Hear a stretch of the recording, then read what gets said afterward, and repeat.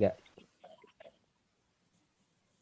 Assalamualaikum warahmatullahi wabarakatuh. Waalaikumsalam warahmatullahi Waalaikumsalam wabarakatuh. warahmatullahi wabarakatuh.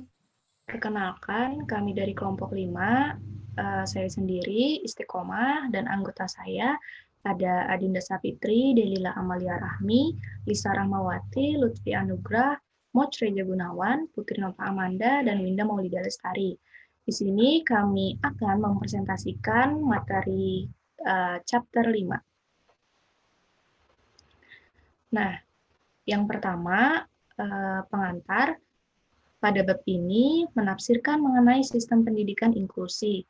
Yang pertama itu berhubungan dengan sekolah umum, lalu yang kedua berhubungan dengan perjuangan untuk kesetaraan bagi minoritas. Interpretasi yang terkait dengan wacana tentang keadilan bagi minoritas harus diterapkan di antara minoritas, dan pada prinsipnya dapat berfungsi sebagai interpretasi yang lebih komprehensif dan menganggap bahwa itu dipahami dan diterima di sekolah. Nah, selama lebih dari 1 abad, sistem sekolah inklusif telah dikembangkan secara sistematis, yang berfungsi sebagai lembaga yang berkeadilan, karena dianggap sebagai instrumen sentral dalam proses perubahan masyarakat yang lebih komprehensif. Menurut Kria, keterampilan yang harus dimiliki guru itu bukanlah sekedar keterampilan teknis saja, seperti penerapan prinsip umum dalam praktik maupun analisis kritis. Tetapi guru juga harus menguasai praktik penempatan peserta didik, kepekaan pengajaran yang disesuaikan dengan peserta didik, konten kurikulum, dan prosedur lokal menurut Grimet 1991 dan Lenhart 1990. Dan selanjutnya akan dijelaskan oleh teman saya, Putri Nova Amanda. Baiklah, selanjutnya di sini ada 2 fase dalam pengembangan inklusif. Yang pertama yaitu berfokus pada persamaan hak dan kemungkinan yang sama untuk kelompok sosial dari berbagai latar belakang. Nah, untuk kedua, berfokus pada integrasi sosial individu, tidak terkecuali siswa berkebutuhan khusus. Fase pertama, dalam 2 sistem pendidikan Norwegia pada awal abad 19, pertama, sekolah terpelajar yang memenuhi syarat untuk universitas dan peluang kerja. Yang kedua, anak-anak petani, nelayan, dan pekerja bersekolah di sekolah negeri biasa yang memenuhi syarat untuk pengukuhan Kristen. Kemudian, untuk pernikahan dan kehidupan. Sehingga sistem sekolah tersebut mengkonsoliasikan pembagian kelas dalam masyarakat dan membuat mobilitas sosial melalui pendidikan. Kemudian pertengahan abad 19 muncul sekolah oposisi yang mengusulkan sekolah umum untuk semua anak. Sebuah Folkeskole untuk mewujudkan pengakuan dan pembentukan hak yang sama dalam pendidikan yang sama untuk semua siswa. Selanjutnya akan dibacakan oleh teman saya Adinda. Nah, selanjutnya pada tahun 1920 sekolah umum diperluas menjadi 7 tahun Folkeskole menurut Nes 1989. Pada akhir tahun 1960-an, semua jenis aliran terorganisir telah dihapus dari tingkat menengah pertama, sehingga sekolah umum untuk semua diperluas menjadi 9 tahun. Oleh karena itu, prinsip persamaan hak yang sama dijamin. Pada tahap perkembangan ini, gagasan sekolah kesatuan secara praktis telah menjadi kategori moral menurut Nielsen dan Kuresi. Namun, next aja.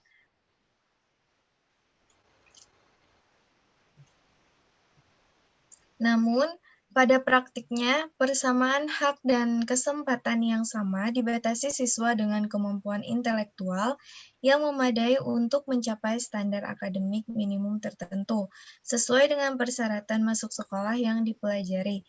Anak-anak dengan kebutuhan pendidikan khusus tidak diizinkan hadir, karena pengembangan sekolah kesatuan dipandang sebagai instrumen sentral dalam proses umum perubahan masyarakat. Fase kedua, pada abad ke-22 mulai bermunculan pemikiran paralel sehingga mempengaruhi rancangan pengembangan lebih lanjut dari sekolah. Di satu sisi, para aktivis bersama dengan beberapa ilmuwan sosial dan guru membangun argumen yang secara bertahap lebih kuat untuk sistem pendidikan yang dibangun di atas budaya dan bahasa untuk anak-anak, yang mulai menerima pengakuan politik pada tahun 1960-an. Selanjutnya akan dijelaskan oleh teman saya. Ya, selanjutnya yaitu penggunaan bahasa dan budaya Sami di sekolah. Dengan demikian, diberi landasan hukum dan bahkan beberapa ruang dalam kurikulum pada tahun 1972. Dalam kurikulum nasional tahun 1987, diperkenalkan rencana yang lebih komprehensif untuk pendidikan Sami. Dengan dui bahasa fungsional dirumuskan sebagai tujuan, sementara kurikulum 1997 bahkan diterbitkan dalam satu versi bahasa Norwegia dan satu versi Sami, meninggalkan ruang yang cukup besar untuk konten budaya Sami. Selanjutnya yaitu dan juga anak berkebutuhan khusus selama ini kurang diterima di Norwegia. Lalu timbul partisipasi luas dalam debat ini dari politisi, serta pendidik, guru, dan orang tua. Dan ada penurunan bertahap pada jumlah anak yang dikucilkan sampai pada tahun 1975. Undang-undang tentang pendidikan khusus dan umum diintegrasikan untuk mendukung sistem ini. Ini mengubah karakter sekolah ke tingkat tertentu dan mungkin dianggap memperkenalkan fase kedua dari perkembangannya. Selanjutnya dijelaskan oleh teman saya yang bernama Lisa.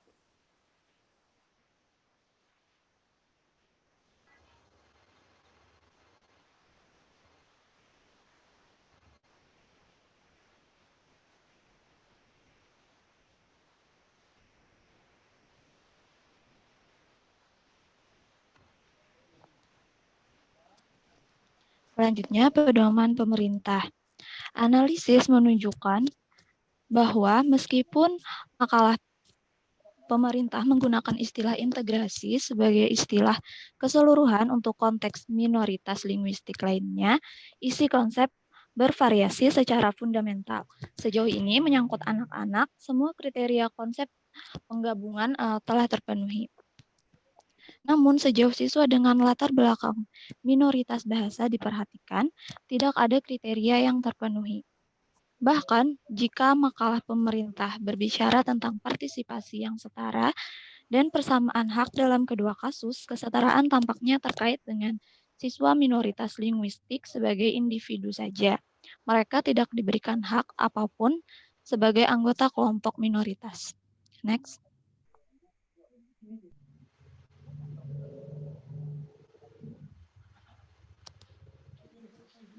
Selanjutnya, tampaknya penggabungan strategi terhadap siswa dipilih karena kebutuhan pendidikan siswa. Karena makalah pemerintah menekankan bahwa siswa harus diizinkan untuk mengembangkan bakat, kompetensi, dan identitas yang jelas. Namun, jika semua ini dianggap serius, orang akan berharap retorika ini relevan bagi siswa minoritas linguistik secara umum. Karena mereka mungkin menganggap kebutuhan pendidikan yang sama persis. Tetapi, seperti yang kita lihat, bukan itu masalahnya. Next. Alasan sebenarnya untuk perbedaan yang dibuat antara kedua kelompok tersebut tampaknya karena anak-anak minoritas linguistik lainnya tidak memiliki hak hukum yang sama dengan Sami, anak-anak. Hal ini dikarenakan Norwegia telah menandatangani sejumlah kesepakatan internasional mengenai hak-hak sipil, masyarakat adat, kesepakatan yang kemudian dikukuhkan dalam perundang-undangan nasional. Oleh karena itu, latar belakang sebenarnya untuk memilih penggabungan sebagai strategi dalam konteks Sami tampaknya bersifat formal dan legal. Next. Selanjutnya akan dijelaskan oleh teman saya. Jadi, ini menunjukkan bahwa pemerintah sebenarnya tidak mengakui prinsip preferensi fundamental untuk strategi inklusi adalah asimilasi, lembut, dan manusiawi. Dengan demikian, pemerintah secara tidak langsung mendukung gagasan bahwa sekolah dasar lebih disukai memiliki keragaman budaya jika tidak harus merupakan fungsi pembangunan bangsa dalam kondisi seperti ini. Itu tidak mengherankan jika sekolah merasa bebas untuk menerima begitu saja budaya mayoritas. Next. Kesenjangan yang melebar. Keterampilan membaca siswa minoritas akan berkembang lebih lambat daripada siswa mayoritas, dengan resiko bahwa mereka tidak akan mengembangkan kefasihan. Dengan cara ini, bahwa siswa minoritas memiliki kesempatan yang kurang untuk mengembangkan pemahaman yang lebih dalam tentang budaya mayoritas melalui membaca merupakan kurangnya awal kompetensi linguistik mereka, di mana siswa mayoritas melalui membaca mulai mengembangkan kesadaran akan bahasa dan situasi. Siswa minoritas berjuang dengan keterampilan dan pemahaman decoding yang efisien. Next.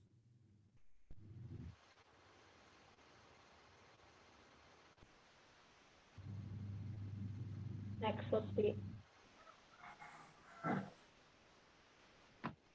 Jadi, tidaklah mengherankan jika Bernstein tahun 1997 menemukan bahwa siswa minoritas memiliki masalah parah dalam lancar membaca dan menulis dalam bahasa Norwegia. Keduanya setelah 3 dan 8 tahun pelajaran bahasa mayoritas sistematis. Oleh karena itu, jarak antara kelompok dalam hal keterampilan membaca tidak akan terjadi menurun melalui instruksi yang disesuaikan secara individual, yang merupakan harapan paling luas, tetapi meningkat. Instruksi yang disesuaikan secara individual yang mengambil budaya mayoritas seperti yang diberikan sangat tidak efisien, sehingga tergoda untuk setuju dengan Becker bahwa strategi pengajaran keaksaraan tertentu dapat berfungsi sebagai mekanisme penekanan. Selanjutnya akan dijelaskan oleh teman saya, Mochreja Gunawan.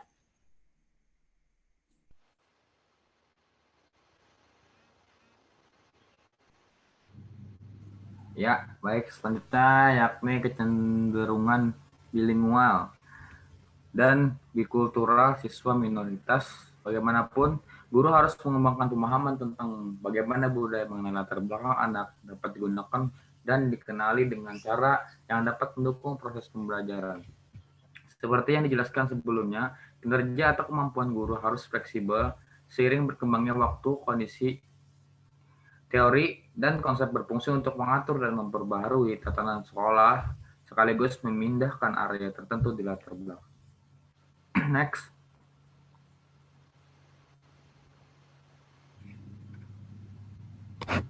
Menurut Jordal 1986, sosialisasi tentang tantangan di sekolah dapat berlangsung hampir tanpa disadari.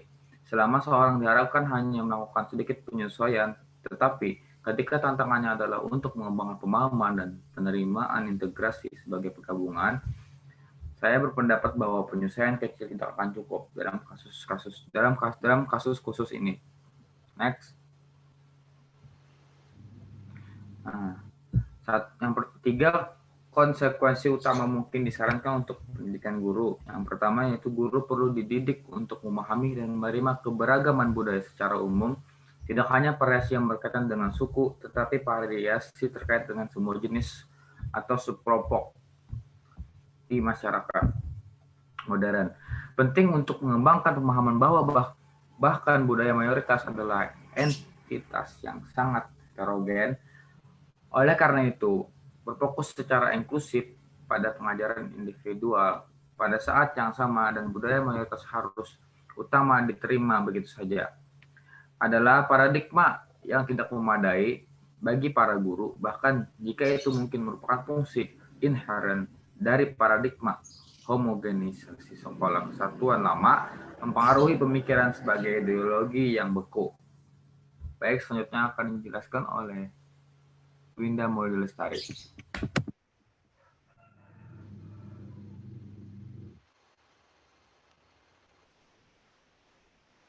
Baik, di sini saya akan melanjutkan penjelasan dari Mods Radio Gunawan, yaitu yang kedua, semua mata pelajaran program pelatihan guru dari agama hingga matematika perlu dilihat dari berbagai sisi. Argumen diilustrasikan dengan cara analisis dalam bab ini dan bagaimana mata pelajaran agama dan filsafat telah dirumuskan ulang di Norwegia. Bahkan, sebagian besar siswa akan mendapat keuntungan dari pendekatan semacam itu, menurut Collier dan Thomas tahun 2002. Mempelajari bahasa Norwegia sebagai bahasa kedua akan meningkatkan kesadaran mayoritas siswa tentang bahasa mereka, dan mempelajari agama Kristen dibandingkan dengan Islam atau Hindu akan meningkatkan kesadaran mereka tentang nilai-nilai dan praktik agama secara umum. Semoga membuat guru mayoritas lebih siap untuk mengajar siswa mayoritas dan minoritas, dan semua kelompok siswa yang lebih sadar budaya dan toleran. Next.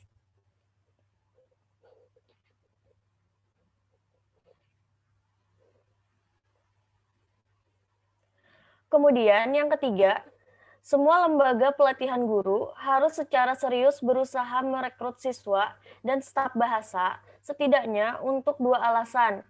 Di satu sisi, guru yang memiliki latar belakang budaya dan bahasa yang sama dengan siswa minoritas akan lebih sensitifreksi murid minoritas dan memiliki kesiapan intuitif untuk menyesuaikan instruksi dengan motif dan kebutuhan pendidikan murid minoritas. Kemudian, next.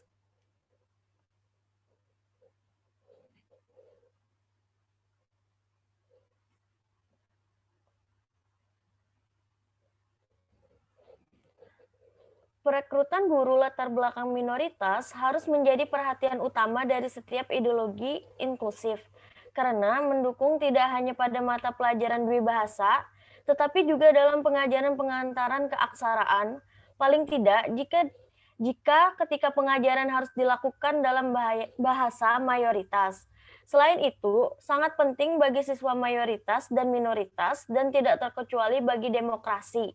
Bahkan, perwakilan minoritas memegang posisi yang terlihat dan dihargai dalam sistem pendidikan. Selanjutnya. Baiklah, mungkin itu saja yang dapat saya sampaikan. Saya kembalikan ke moderator.